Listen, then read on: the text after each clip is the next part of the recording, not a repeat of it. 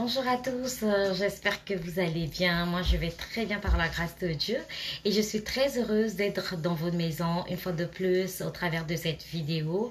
Mon nom est Sarah Moussondi pour ceux qui ne me connaissent pas et pour ceux qui font partie de la famille, soyez les bienvenus une fois de plus dans cette vidéo ou sur notre chaîne YouTube. Abonnez-vous pour ceux qui sont nouveaux, partagez, likez pour les membres de la famille, partagez sans limite, ici c'est l'information et l'information sûre. Celui qui n'est pas informé est déformé, voilà pourquoi il faut s'abonner pour recevoir des notifications dès qu'il y a une nouvelle, vidéo. Certainement, peut-être que cette vidéo ne sera pas utile pour vous, mais qui sait si la prochaine sera utile pour vous ou peut-être la précédente était utile pour vous ou pour les membres de vos familles. Donc aujourd'hui, nous allons parler de quelques renseignements supplémentaires sur le plan des niveaux d'immigration 2022-2024. Donc, le 14 février 2022, il y a quelques jours, Ottawa, après le dépôt du rapport annuel du Parlement sur l'immigration 2021, Immigration, réfugiés et citoyenneté Canada est heureux de publier des renseignements sur le plan pluriannuel des niveaux d'immigration de 2022 et 2024 du gouvernement du Canada. Le Canada accueillera, donc ça veut dire que prévoit accueillir 431 642 nouveaux résidents permanents en 2022, 447 055 en 2023 et 451 000 en 2024. Donc, le plan des nouveaux immigrants 2022-2024. Donc, ce programme comprend le programme des travailleurs qualifiés fédéral, le programme des travailleurs de métiers spécialisés fédéral et la catégorie de l'expérience canadienne. Numéro 2, ça comprend les politiques publiques temporaires à durée limitée pour les voies d'accès à la résidence temporaire, à la résidence permanente visant l'ensemble des admissions prévues d'ici la fin 2023. Comprend le programme de visa pour démarrage d'entreprise et le programme d'immigration des travailleurs autonomes. J'en ai parlé dans une des vidéos, le visa pour démarrage d'entreprise. Donc, comprend les admissions du programme pilote des gardiens ou gardiennes d'enfants au milieu familial et des programmes pilotes des aides familiaux à domicile. J'en ai parlé également, les CPE, les garderies et autres. Donc, ok, voilà, j'en ai parlé. Donc, les démarches reçues au titre des anciens programmes pilotes des aides familiaux seront traitées en entier, ainsi que celles reçues par le biais de la voie d'accès provisoire pour des aides familiaux. Quelques admissions dans cette catégorie sont destinées au Québec.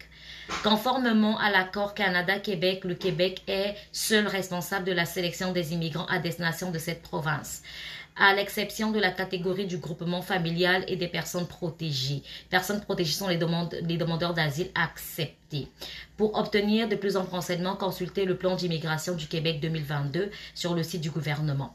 Comprend le volet pour les défenseurs des droits de la personne ayant besoin de la protection, y compris des femmes, des journalistes et les personnes LGBTQ2.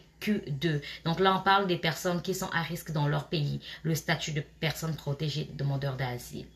Comprend les admissions de personnes sélectionnées pour des motifs d'ordre humanitaire, pour des raisons d'intérêt public dans la catégorie du titulaire de permis. Cela comprend également certaines admissions de la réponse du Canada à la situation en Afghanistan.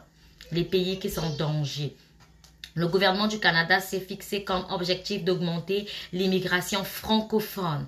Ceux qui parlent que français, là, nous les francophones, pour atteindre une cible de 4,4% d'immigrants d'expression francophone à l'extérieur du Canada d'ici 2023. Cette fourchette indique combien l'admission dans le plan des niveaux fédéraux serait nécessaire pour atteindre cet objectif en 2023, basé sur les fourchettes globales à l'extérieur du Canada, du Québec. Donc, on parle vraiment de l'extérieur, les recrutements externes. Là, préparez vos CV partant. À la suite du dépôt du plan des niveaux du Québec pour 2023, cette fourchette pourrait nécessiter une mise à jour.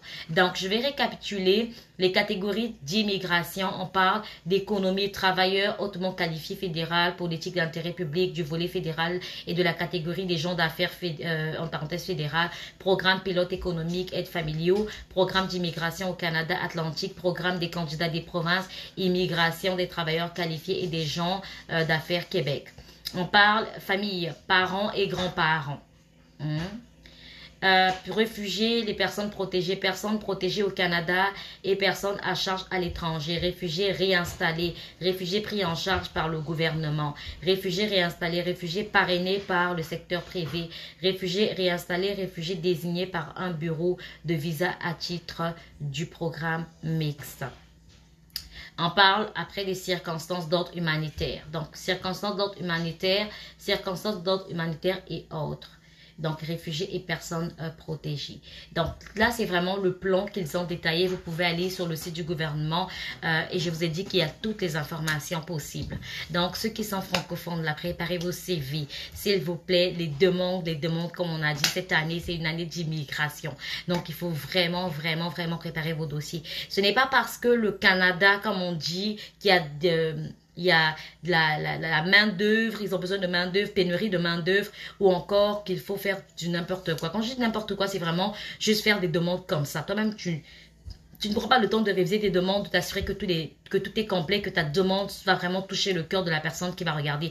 La personne qui regarde, c'est une personne comme toi et moi. Donc, elle doit être convaincue que cette demande-là, vraiment, c'est une demande vraie. Et en plus de sur quoi, elle nécessite que tu viennes au Canada. Donc, même ceux qui en parlent de demande d'asile, là, ce n'est pas parce qu'au Canada, il y a la pénurie de main-d'œuvre que toutes les demandes sont acceptées. Il y a des gens qui sont refusés ici au Canada, qui sont déjà sur le sol canadien. Donc, faites très attention, prenez les choses au sérieux quand vous voulez faire des demandes, prenez ça au sérieux, mettez-y votre cœur et faites les demandes dans le droit chemin. Vous allez voir que cela va réussir. Donc, c'était juste une information que je devrais vous donner pour le bilan des renseignements mis à jour. Je vous dis à très bientôt pour une autre vidéo. N'oubliez pas, partagez, likez, abonnez-vous au maximum. Moi, je vous aime. Je suis Sarah Moussondi. À très bientôt pour une autre vidéo. Au revoir.